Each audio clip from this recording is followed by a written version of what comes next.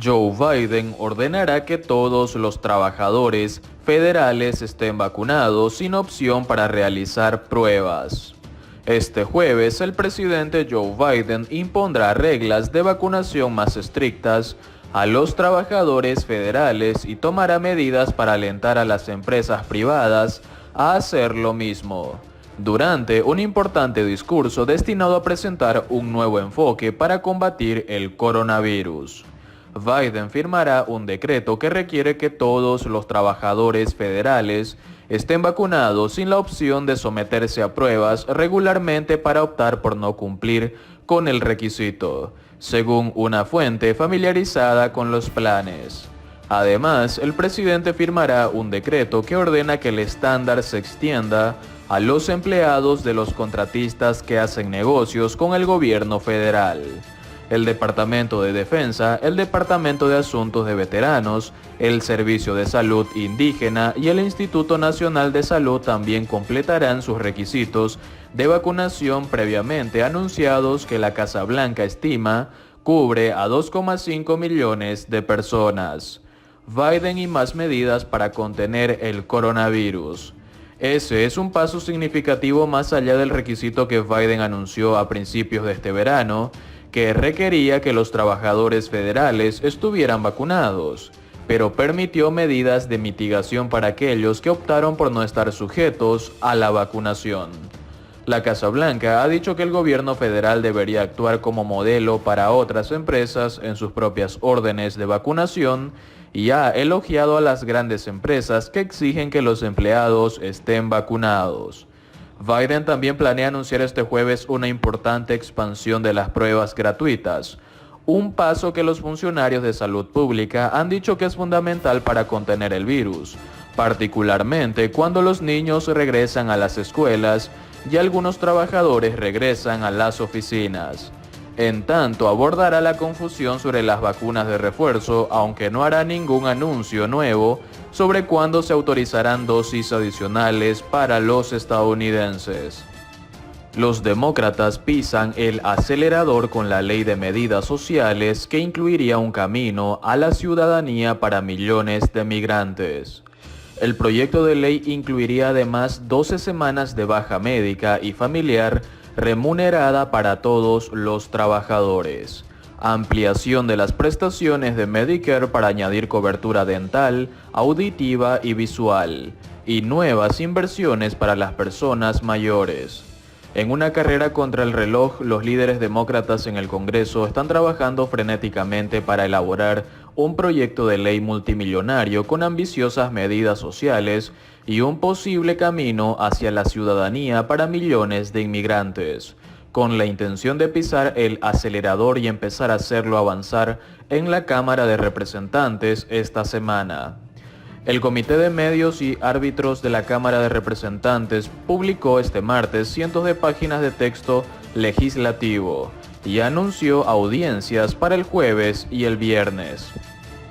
El proyecto de ley incluiría 12 semanas de baja médica y familiar remunerada para todos los trabajadores, ampliación de las prestaciones de Medicare para añadir cobertura dental, auditiva y visual, y nuevas inversiones para reforzar las residencias de personas mayores y los cuidados de larga duración, entre otras disposiciones.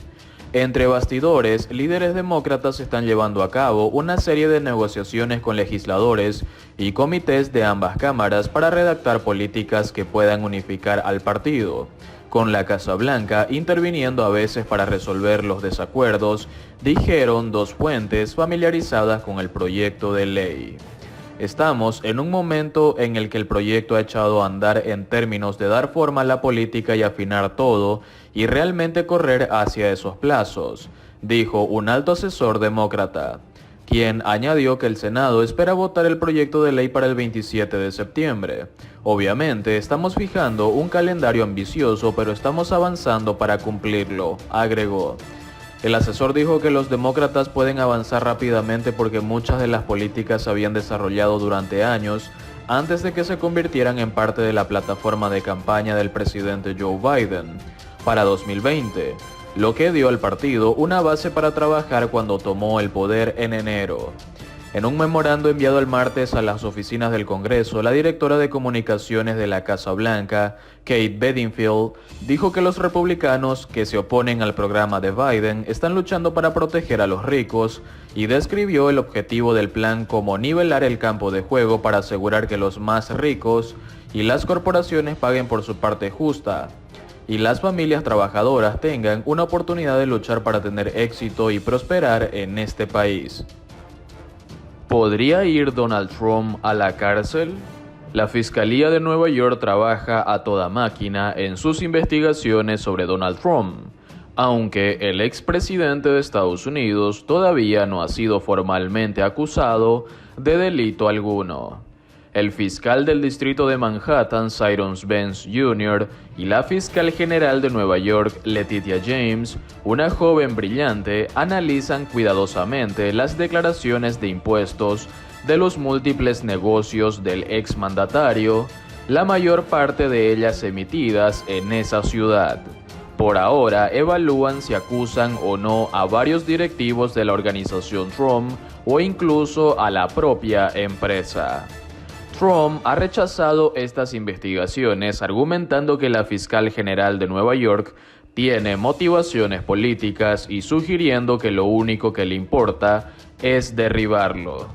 Otra acusación que acaso podría llevarlo a prisión tiene que ver con la insurrección del 6 de enero, cuando cientos de partidarios del entonces presidente asaltaron el edificio del Capitolio de Estados Unidos tras un encendido discurso de Trump.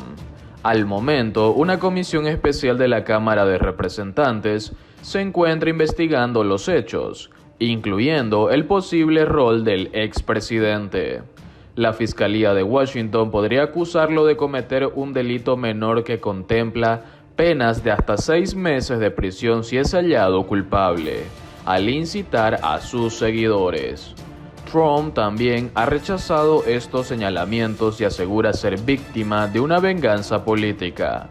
Mientras tanto, Trump repite algo que es una manifiesta mentira, que existió un fraude electoral masivo en los comicios de noviembre de 2020 que llevaron a Joe Biden a la Casa Blanca.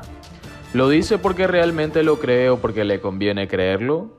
Hasta ahora, los más de 60 pleitos incoados contra las elecciones los ha perdido todos, con jueces republicanos o demócratas, porque no ha conseguido demostrar más que sucesos típicos de cualquier elección. Sin embargo, un porcentaje elevado de los republicanos cree a pie juntillas lo que repite el expresidente.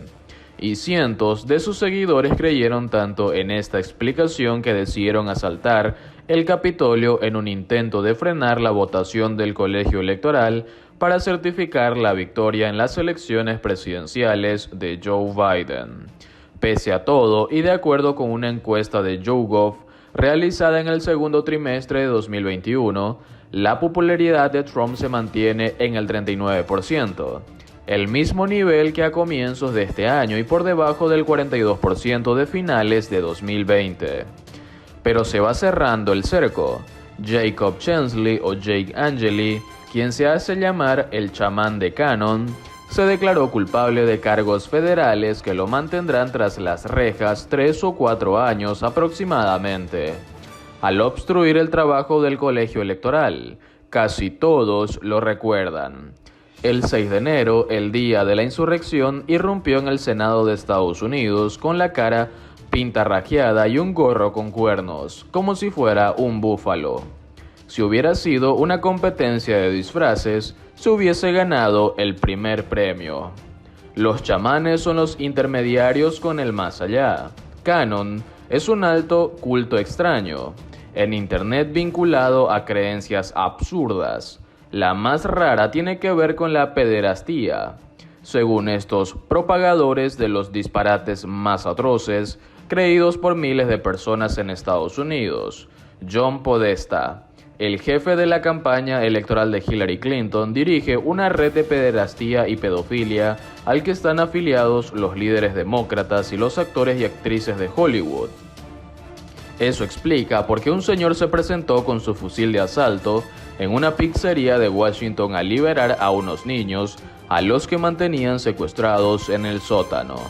En esa pizzería no solo no había niños secuestrados, ni siquiera había sótano.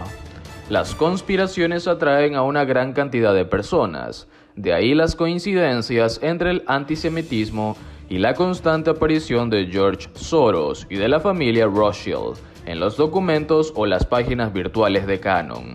Como ejes de estas falsas conspiraciones, en una de ellas se acusa a Soros de estar detrás de la red de pederastía en pizzerías y de promover un golpe de estado contra Trump. Incluso es común que sus seguidores pongan en duda la autoritaria de la policía política zarista del libelo antisemita.